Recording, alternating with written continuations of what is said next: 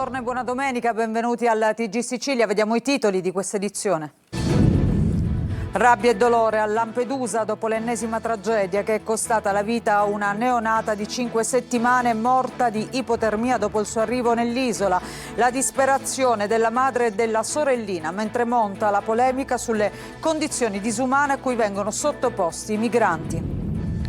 Incendio nella notte a Pachino, a fuoco i magazzini di un'azienda di imballaggi. La procura di Siracusa ha aperto un fascicolo. Non si esclude l'atto intimidatorio. Intanto a Palermo Addio Pizzo ha tappezzato di manifesti la città contro le estorsioni. Dalle borgate di Sferacavallo a Capaci un invito a denunciare e ad essere uniti contro il racket. Nessun futuro a Niscemi per i commercianti della zona nera, le loro attività non riapriranno più. Siamo stati lasciati soli, dicono al nostro TG, gli indennizi non bastano per ripartire, le storie di una palestra e di uno storico pub. A Catania è caccia al pirata della strada che ha investito in via Nuova Lucello un uomo di 65 anni. Matteo viaggiava a bordo di uno scooter quando è stato investito. Da 2 giorni lotta tra la vita e la morte all'ospedale Cannizzaro. I familiari lanciano un appello. Chi ha visto parli. Catania, spazio sport, altro flop. Incivili vandalizzano il polo sportivo del villaggio Sant'Agata inaugurato nel 2023. Il consigliere Santorusso: si risolva il problema o si chiuda definitivamente. A Catania arriva il primo aereo scuola d'Italia, il velivolo, un jet stream arrivato dal Regno Unito, è stato progettato per consentire agli studenti di operare direttamente su strutture, impianti e componenti reali dell'aeromobile.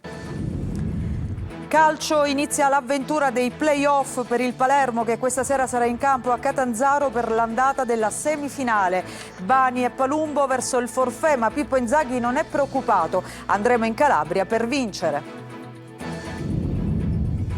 E stasera debutto del Catania nel secondo turno nazionale degli spareggi promozione. Rossazzurri a Lecco per la gara d'andata con 1200 tifosi al seguito per credere nel sogno della Serie B.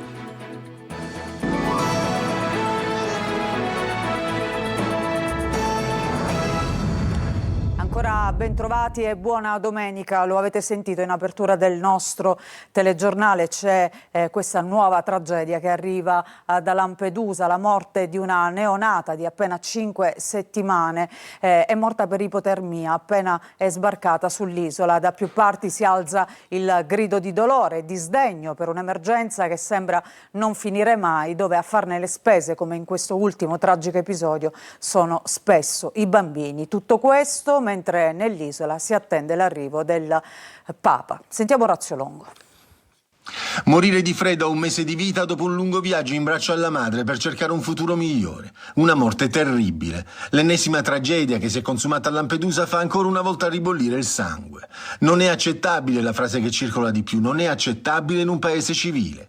Mentre l'isola attende la visita di Papa Leone XIV, prevista per il 4 luglio come occasione di speranza per il futuro, non si fermano le tragedie del mare.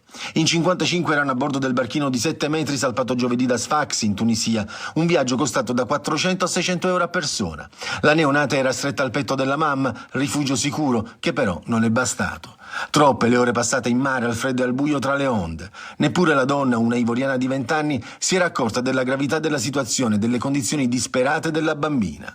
Solo una volta giunti a terra, alcuni soccorritori hanno notato che la neonata stava malissimo. Hanno tentato di salvarla, ma ormai era troppo tardi. Disperata, la giovane madre, che oltre alla bimba neonata aveva con sé anche l'altra figlia piccola. La madre e la sorella della bambina sono accolte in hotspot, godono di buone condizioni di salute e per loro e per le altre persone è stato attivato immediatamente il supporto psicologico e nelle prossime ore l'equipe sanitaria e psicosociale continuerà la presa in carico.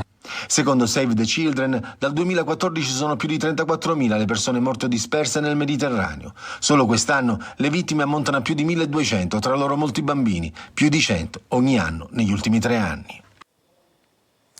E come sentivamo nell'hotspot di Lampedusa, al momento ci sono 98 ospiti, hotspot gestito appunto dalla Croce Rossa Italiana. Di questi 44 verranno trasferiti in giornata verso altre destinazioni. Restano invece nella struttura le 52 persone soccorse ieri più la mamma e la sorella di 8 anni appunto della neonata morta di ipotermia poco dopo il suo arrivo nell'isola. Non è ancora chiaro se la ventenne e la figlia potranno o meno restare nell'isola in attesa della sepoltura della salma della piccola, che in questo momento si trova nella camera mortuaria del cimitero dell'isola. Cambiamo argomento. Un devastante incendio è divampato nella notte a Pachino, nel Siracusano, nella sede della Fenice Packaging. Indagini in corso sulla natura del rogo, non si esclude nessuna pista, compreso l'atto intimidatorio riconducibile al racket delle estorsioni. Intanto la Procura di Siracusa ha aperto un'indagine. Sentiamo Angelo Gagliano. C'è forse l'ombra del racket dietro il rogo che ha devastato i magazzini della Fenice Packaging di Pachino nel Siracusano. Per tutta la notte i vigili del fuoco hanno lavorato senza sosta per avere la meglio delle lingue di fuoco, che hanno prima avvolto e poi incenerito una delle aziende d'eccellenza nel settore dell'imballaggio per il comparto agricolo locale. Sul posto, oltre ai pompieri, anche uomini della protezione civile. Distrutta parte della struttura, in particolare i capannoni per lo stoccaggio, dove veniva custodito il cartonato utilizzato per gli imballaggi delle aziende del consorzio IGP di Pachino.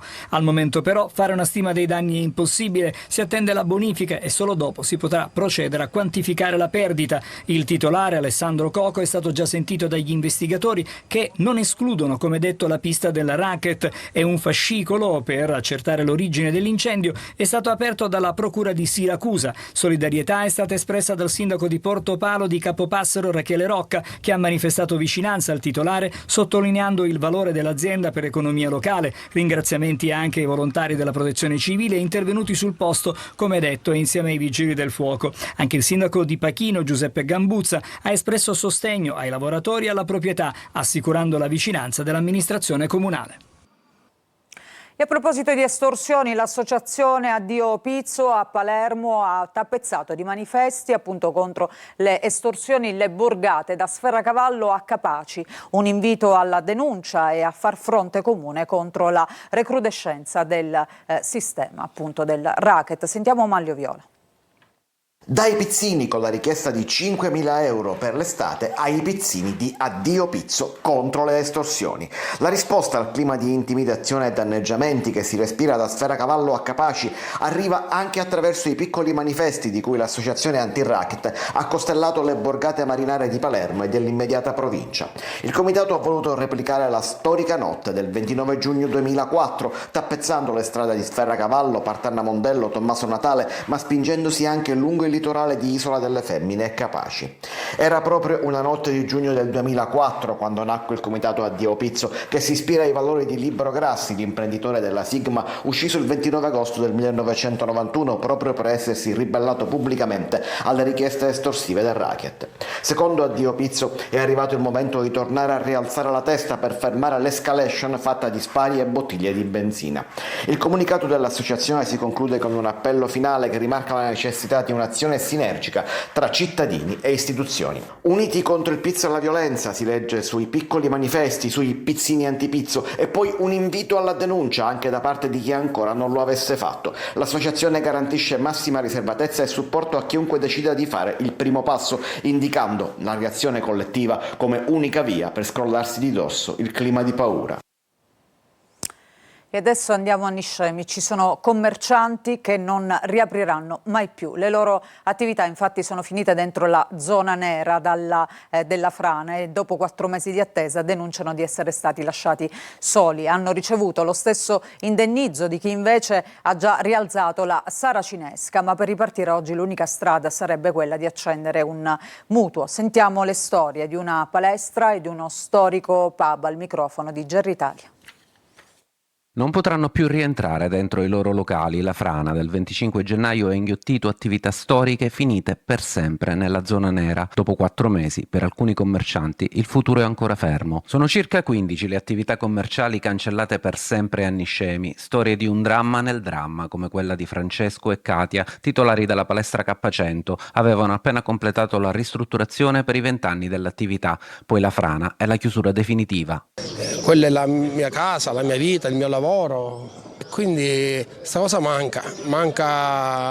Noi ci hanno detto che ci dovevamo delocalizzare, la mia domanda è sempre stata la stessa: come e quando. Dallo Stato hanno ricevuto poco meno di 19.000 euro di indennizzo, la stessa cifra ottenuta anche da chi, dopo settimane, fortunatamente è riuscito a riaprire. Per delocalizzare, spiegano, servono molti più fondi. L'unica ipotesi prospettata finora però sarebbe solo un mutuo agevolato. Significa ricomprare la mia attività, perché devo mettere dei soldi di tasca mia quando io ho perso tutto per una cosa che non ho causato io. Stessa situazione per Alessandro del pub Basquiat, storico locale del centro. L'intenzione nostra e quella più giusta credo sia quella di riaprire le attività per chi vuole riaprire e di non mettersi un debito alle spalle. 26 anni di lavoro cancellati e adesso una richiesta precisa alle istituzioni. Avere un risarcimento di quello che abbiamo perduto, non un debito alle spalle. Intanto passano i mesi tra burocrazia, silenzi e promesse ancora senza risposta e per chi ha perso tutto il tempo adesso pesa quasi quanto la frana. A Catania, dopo l'incendio di ieri, ci si interroga sul futuro degli orti di Cibali. Si indaga intanto sulle cause. Il sindaco trentino valuta l'ipotesi di acquistarli. Sentiamo Tonino De Mano. Passata la grande paura è scampato l'ennesimo pericolo, con le fiamme che hanno lambito le abitazioni delle vie Sabato Martelli Castaldi, Cave di Villarà, Nazario Sauro e Largo Damiano Chiesa. Restano gli interrogativi sul presente e sul futuro degli orti di Cibali, chiamati anche orti della Susanna. Oltre 4 ore di incendio hanno ridotto la vasta area in cenere, mandando in fumo diversi ettari di vegetazione. Ad aggravare la situazione il forte vento che ha alimentato le fiamme e complicato le operazioni di spegnimento. E mentre si indaga sulle cause si infiamma la polemica politica. Auspichiamo che le autorità competenti facciano i dovuti accertamenti per verificare la natura di questi atti, affinché si possa mettere la parola fine a eventi simili che espongono a utili rischi i cittadini. Stato d'abbandono che profuma di speculazione, secondo la coordinatrice MPA di Catania, Pina Alberghina. Potrebbe fare gol a molti. Lei vuole dire che questo terreno fa gol a molti? È chiaro, è indubbio. Auspichiamo che quest'area venga acquisita dal Comune di Catania, che venga tolta dalla proprietà privata e che si possa realizzare all'interno di questa grande area, dove c'è una grandissima storia, dove c'è una biodiversità non soltanto vegetale ma anche animale, si possa realizzare il grande vero parco urbano di Catania. Affidata ai social la replica del sindaco trentino, secondo cui gli orti della Susanna sarebbero in vendita con il Comune di Catania, che starebbe prendendo in seria considerazione l'idea di acquistarli. E restiamo a Catania perché caccia al pirata della strada che ha investito un uomo di 65 anni che da 2 giorni sta lottando tra la vita e la morte all'ospedale Cannizzaro. I familiari lanciano un appello: chi ha visto parli. Matteo, questo è il nome appunto del 65enne, viaggiava a bordo di uno scooter in via Nuova Lucello e alcuni testimoni dicono di aver visto un'auto prenderlo in pieno. Sentiamo il servizio di Eva Spampinato. Dalle lesioni che ha avuto noi abbiamo capito subito che non era stato un incidente autonomo. Quindi in questo momento è caccia al pirata della strada? Sì. Sono ore di angoscia e di apprensione per i familiari di Matteo Patti, che lotta tra la vita e la morte all'ospedale Cannizzaro di Catania dopo essere stato investito giovedì scorso in questo incrocio tra via Nuova Lucello e via Caboto ed essere finito in una pozza di sangue sotto questo palo. Il casco ha salvato la sua testa, ma la spina dorsale è seriamente compromessa. Ha un grave trauma al midollo spinale e la cosa non è tanto buona. Siamo in una situazione veramente grave. Secondo alcuni testimoni, l'uomo, 65 anni e padre di 3 figli, viaggiava a bordo di uno scooter di grossa cilindrata e dopo l'impatto sarebbe stato sbalzato violentemente sull'asfalto. Mio cognato stava scendendo da questa parte qua, era col casco, stava cambiando piano e tutto. Invece il signore ha fatto un sorpasso di una decina di macchine, non si è fermato, l'ha beccato in pieno e poi hanno riferito alcuni testimoni che praticamente all'arrivo dell'ambulanza lui è scappato e non si hanno più notizie. Nessuno dei familiari è riuscito ad arrivare sul luogo dell'incidente perché sono stati contattati solo intorno alle 20:30. Abbiamo un'immagine di mio cognato che lui alle 16:21 scende proprio col motorino, col casco, tranquillo. Fondamentali potrebbero essere le immagini delle telecamere di videosorveglianza e le testimonianze di chi ha assistito alla scena, ma la famiglia lancia un nuovo appello. Vogliamo solo la giustizia, almeno fatti vedere, c'è domanda scuse. Catania, spazio, sport, nuovo flop. Incivili scatenati al villaggio Sant'Agata, l'area è devastata ormai da continui raid vandalici. Il consigliere Santorusso ai nostri microfoni dice si risolva il problema oppure si chiuda definitivamente. Lo sentiamo. Dicembre 2023. Il polo sportivo a Villaggio Sant'Agata era considerato un bel regalo di Natale per i giovani del quartiere. Oggi di quel regalo non resta più nulla o quasi. Il progetto Catania Spazio Sport, fortemente voluto dall'amministrazione comunale, incassa un'altra battuta d'arresto. Vedere l'area ludico-sportiva ridotta in queste condizioni fa male, malissimo, con arredi e giochi acquistati con fondi europei devastati dai vandali senza che un filmato, nonostante l'area videosorvegliata, abbia registrato un benché minimo movimento. Eppure qui dentro sembra siano entrati anche motorini ed auto. Esisteva un custode che chiudeva il cancello, cosa che non succede più. Perciò vorrei capire, questo cancello rimane aperto, chi lo dovrebbe chiudere? Quindi anche di notte il cancello rimane aperto? Sempre aperto. Questa piazza è frequentata più da vandali che da bambini? Sicuramente più da vandali che da bambini. Prima qui i bambini si divertivano a giocare con i genitori. Ora non si può più giocare completamente. Villaggio Sant'Agata, terra di nessuno. Da qui lo sfogo del neoconsigliere comunale Santorusso. Il mio cuore è molto triste perché da amministratore di questa città mi sono confrontato da subito con gli addetti ai lavori dove mi rassicurano. Chi sono gli addetti ai lavori? Ho parlato sia con il dottore De Caro, con il dottore Falzone, che mi hanno rassicurato che in tempi celeri l'area verrà recuperata e ridata ai nostri concittadini. Però io voglio dire una cosa all'amministrazione, ma soprattutto ai miei concittadini e a chi abita in questo quartiere: o verrà ripristinata in maniera seria o se no va chiusa. Sussulto d'orgoglio o segnali di resa? Di sicuro chiudere definitivamente quest'area sarebbe una sconfitta per tutti. Nel fine settimana la Polizia Locale di Catania ha intensificato i controlli contro il fenomeno dei parcheggiatori abusivi in città tra Corso Sicilia, Piazza Verga, Piazza Carlo Alberto e Viale Kennedy. Elevate 39 sanzioni, disposti 18 ordini di allontanamento e sequestrate somme ritenute provento dell'attività illecita. Accertate inoltre 54 violazioni al codice della strada per un totale di circa 48.000 euro di multe. Atteso tra domani e dopodomani il pronunciamento del CGA sulla richiesta di sospensione della decadenza della concessione a Mondello che la società italo-belga detiene da più di 100 anni. Sentiamo le parole del deputato Ismaele Lavardera, ospite de Il Punto, in onda oggi alle 14 su Antenna Sicilia.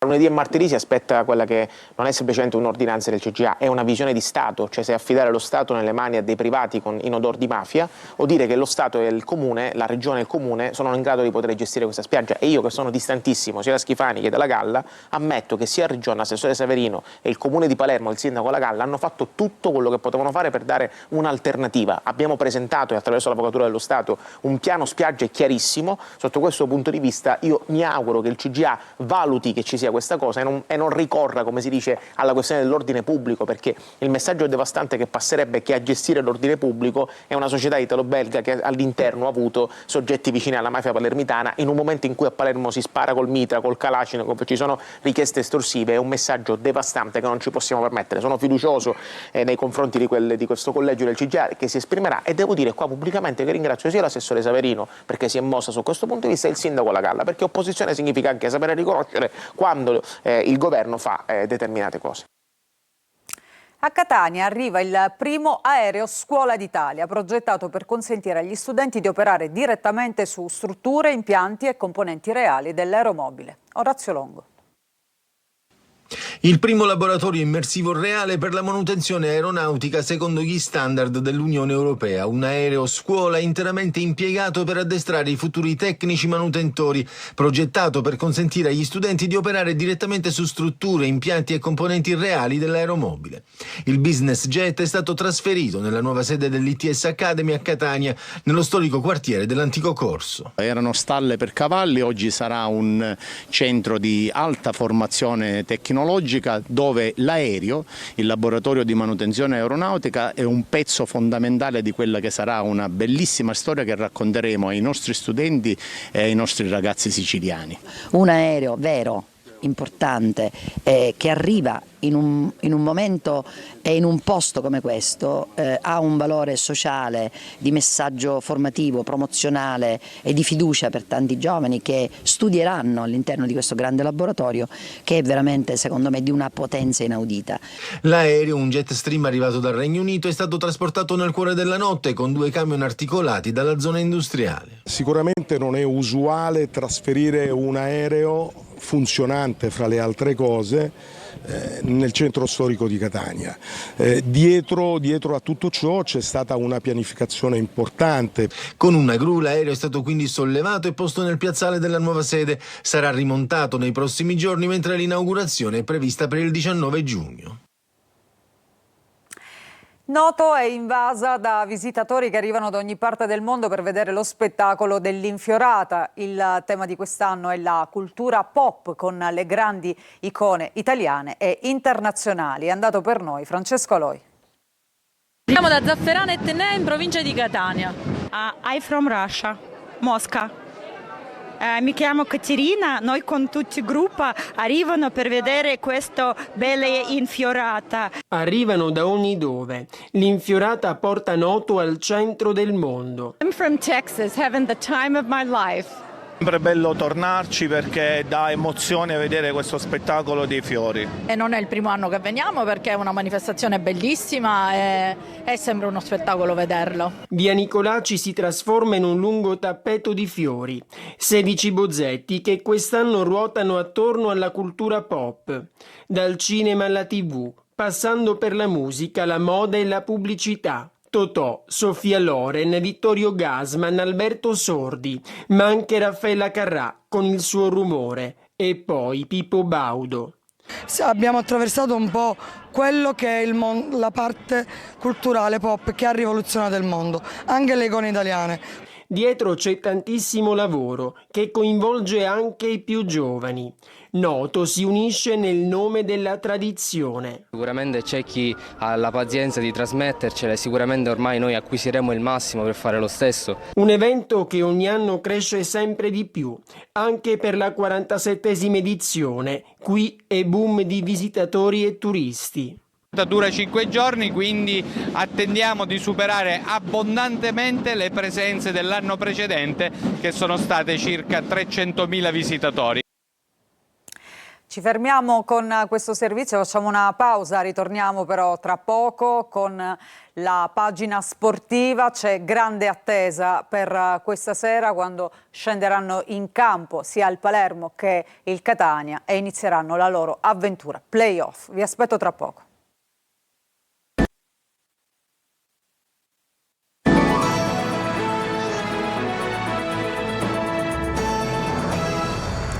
Ancora ben trovati, seconda parte del nostro telegiornale, adesso il calcio al via.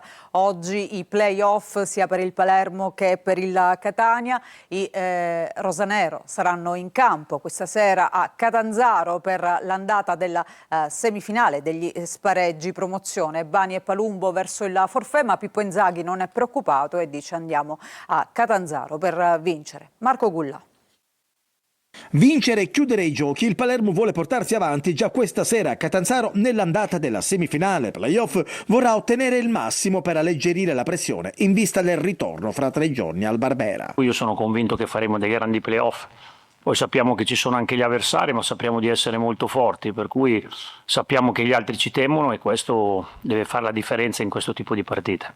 In dubbio Bani e Palumbo, entrambi rischiano di non esserci anche perché Inzaghi non vuole compromettere il loro recupero. Ci sarà bisogno di tutti, dice il tecnico rosanero che vuole iniziare play-off sgommando. Al di là della loro bravura, della nostra bravura, i loro pregi, i nostri difetti, i nostri pregi, i loro difetti, noi abbiamo fatto 13 punti più in campionato, abbiamo dimostrato di essere più forti e dobbiamo andare a Catanzaro a vincere senza fare calcoli.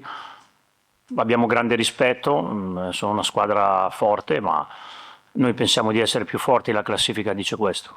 Il Palermo dovrebbe scendere in campo così: Joronen tra i pali, poi difesa a 3 con Pierozzi, Peda e Ceccaroni. Rui Modesto e Augello agiranno sulle corsie esterne di centrocampo, Segre e Ranocchia in mezzo.